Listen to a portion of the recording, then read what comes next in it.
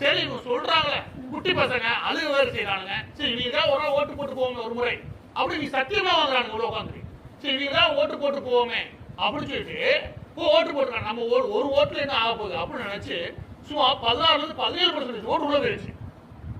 இதுதான் இப்ப சொல்ற விஷயம். அப்ப நெக்ஸ்ட் சர்வே எடுத்தா குழந்தை என்ன அழுகுன்னு பார்க்க முடியும். அப்ப குழந்தைகளை சென்டிமெண்ட் உள்ள மாத்திருக்கானுங்க.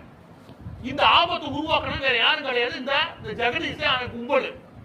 இதெல்லாம் உண்மையிலே ஸ்கேம் வச்சுக்கோங்க. சோசியல் மீடியா ஸ்கேம் பெரிய ஸ்கேம். ஏன் அப்படின்னா சட்டப்படி 18 வயதுக்கு உட்பட்ட குழந்தைகள் இல்லையா, அதுல நீங்க அரசியல் பேசவோ தூண்டவோ கூடாது. சில இடங்களில் எப்ப நடக்கும். ஆனா இது ஃபுல் டைமா அதான் முழுமையா பண்ணிருக்காங்க. ஏன் அதை சட்டம் சொல்லுதுன்னு சொல்லிடுறேன். ஏன்னா குழந்தைகளுக்கு அந்த வயசுல எதுவும் புரியாது. ஏன் 28-30 வயசு 4 வயசு ஆன ஆளுகள் கூட எப்படி நாடு நடத்த கூட தெரியாது. சென்டிமெண்டா ஈஸியா தூண்டி விட முடியும் அந்த குழந்தைகளை.